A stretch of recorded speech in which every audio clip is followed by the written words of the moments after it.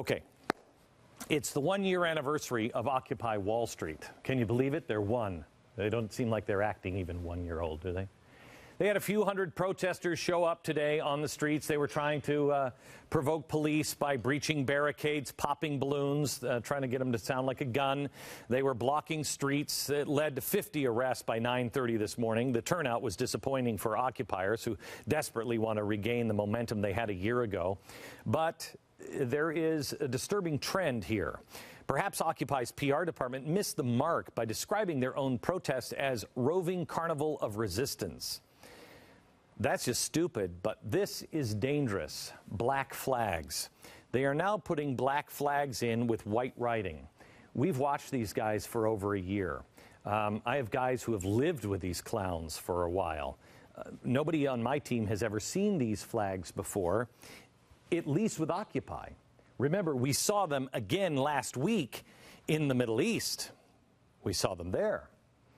Last week at the embassy protests. It's a standard jihadist graphic design. Remember, the rioters over in Egypt were standing in solidarity by wearing the Guy Fawkes masks. They were standing with the occupiers. I want to show you another sign in Turkey that just came out today. Right here. Wait for us, White House. The black flag is coming soon. Okay. That's what's happening around the world, and gee, it's almost like they're working together. Now Occupy is expressing solidarity with the embassy jihadists. Occupy is using a jihadist symbol, as jihadists are currently setting the entire world on fire, which reminds me, indeed, the world is on fire. Remember when I showed you this map? I showed this to you when I was at Fox. I'm going to come back to this map here a little bit later, but everybody said this was crazy when I said this is the way the map is going to look. And if you look at where I set fires, it's exactly where the fires have been set now, but it's even spread beyond that. You see, these things happen just like I said they would when Tunisia happened. It starts small and it spreads. And then the rest of the world will see when we are at our weakest. And that's when everyone will strike. Well, a lot of people say that China is our best friend and they have to have us because they hold all of our bonds. Well, if the media weren't so incompetent and they weren't, quite honestly, so treasonous, they would have told you the truth. China stopped buying our bonds. Now, the Fed owns about 60% of all of our debt. 60%. China has slowed way, way down. And China is in trouble. Now, China is a communist country and have hefty crackdowns. They don't have riots in the streets that last very long unless the Chinese government says they can. This is from a riot that just happened. This is a Honda dealership. You'll see that's the dealership Honda in the background, the people in the cars in the background. But on this banner, right here in the blue and white in the back, it says, "Defeat the Japanese demons." Okay? This isn't the only one in China. And this is being allowed to happen because the Chinese government is worried about an economic collapse in China. And so they need to nationalize, bring everybody in and say, we're one nation and those are the bad guys, get those guys. So the people don't riot and turn on the government. They instead blame an outside party. They're blaming Japan, and it has now begun. Here's a Toyota dealership. This does not happen in China. Eventually, China and the rest of the world will look to us because we will be the one that gets the final blame, especially with an apologist in chief. But let me go back to the Middle East. It all started in Libya and Cairo. Now, the U.S. consulate in Pakistan today was attacked. One person was killed, dozens injured. 3 are dead in the Sudan embassy attack. Violence has sprung up all across the Middle East in places like Yemen and Afghanistan, Tunisia and Turkey. And the administration's explanation for all of this violence doesn't add up at all. They say it's the anti-Islamic video that caused it. Really? The media has swallowed that lie and regurgitated it, vomited in your living room. Salman Rushdie says, film that sparked Mideast unrest disgraceful. Really? New Muslim protests erupt over the Prophet Muhammad film, and the increasing violence isn't even the lead on the network. Nope, it's not. What's leading the networks now? Well, ABC had this. Romney campaign staffer denies a disarray. And then, I love this one, Italy magazine goes ahead with topless Kate pics. That's what ABC News is covering. You're not being told the truth, probably because the facts that are coming out are devastating to the administration, probably even criminal. I want to talk to you about something more serious than I think I've talked to you about anything before. You know, we've talked about this president not liking America, this president maybe being on the wrong side, etc. But this one is really dangerous.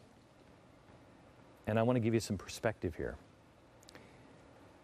Richard Nixon told America that he wasn't a crook. Do you remember? Because people have got to know whether or not their president is a crook. Well, I'm not a crook. I've earned everything I've got. Okay. If you're my age, you remember that moment. He was lying. And I contend most people knew that he was lying, but a lot of people, Republicans back then, did what Democrats did with Bill Clinton and what Democrats are doing now with Barack Obama. For Nixon and Republicans, the R is what mattered. And they couldn't believe it from their guy. And with Clinton and now with Obama, the D is what mattered. And if it matters more than principles and values, we are a nation not in decline. We are a nation that is done. With the people with Nixon, people wanted to know if their president was a crook and a liar. And when they found out that he was, they got rid of him quick. Clinton was just a liar, and apparently we're totally cool with just a liar as long as you're not a crook. But with Clinton, you wanted to give him the benefit of the doubt, I guess, because we are Americans and we accept mistakes. If you show true regret, people are willing to move past mistakes. But if someone makes a mistake and then tries to cover it up, and it's not about their personal life, people have real deep problems with that. Nixon really wasn't involved in the break-in, but he covered his tracks. He covered the tracks. He wanted to keep it away. So it wasn't the crime, it was the cover-up. Now, the media back in the 70s did their job and exposed it. I contend the media knows what's going on in Libya, or at least has enough questions, because any rational person has enough questions that will lead you to places that aren't good for the president, especially with all the cover-ups going on right now. The question is, will anyone in the media have the guts to take this administration on? If they don't, the other question is, can this audience, or a few audiences and people on the blogosphere and in the internet, can they break a story and have it have impact? This could be a huge story with criminal implications. And if not, then you know what? We're just going to settle for the topless pictures of Kate Middleton, because we'll get what we deserve. But I want to talk to you a little bit about what they say happened in Libya by the media. It's 10 o'clock at night. 10 o'clock. Spontaneous protesters opened fire on the main consulate building, simultaneously from 3 different directions. The perimeter was breached within minutes. Now, according to witnesses, 30-plus guards that were there put up little, if any, resistance at all, and they left. 10:15, consulate engulfed in flames. Most escaped, raced by a convoy about a mile down the road to a supposed safe house. Stevens doesn't make it there. 10:45, security staff regroups, tries to take back the main building, but they encounter heavy fire and retreat. 11:20, more back, and a second attempt to get the main building. Fighting erupts at the supposed secret safe house, and it lasts 2 hours. The attack was described as intense, deadly, and accurate. It featured automatic weapons, RPGs, mortar fire, so accurate that it rained down exactly on the walkway that leaves the house.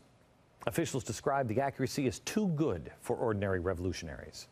2 former Navy SEALs, they were originally described as Marines, die in the firefight, but we now know they were Navy SEALs. 1:15, Stevens' body was taken to the hospital, unable to be revived. But shortly before the attacks, one of the Marines, now we know as a Navy SEAL, former Navy SEAL, who works for the State Department, one of the guards for the ambassador. He dies alongside the ambassador. He posted online before all this started that he had seen suspicious people. He had posted that on a website for the gaming community. And here's what he said. Assuming we don't die tonight, we saw one of our police that guard the compound taking pictures. Really? This was not an angry mob with a few pitchforks, torches, guns. They were watching from inside. They were watching all the exits.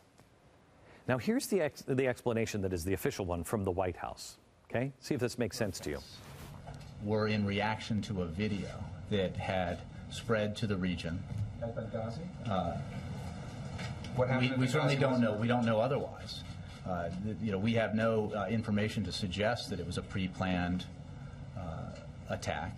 The unrest we've seen around the region has been in reaction to a video that many Muslims find offensive.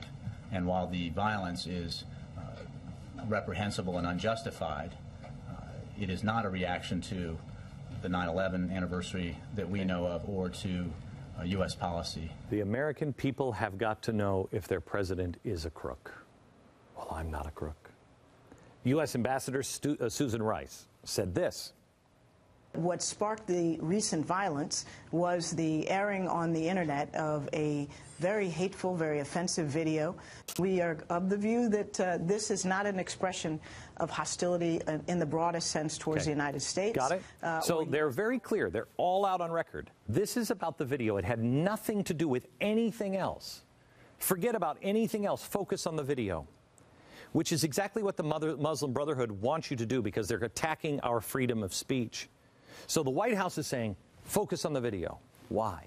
There's too many questions. The explanation flies in the face of the obvious facts. Okay, so now Alan West, he fires back.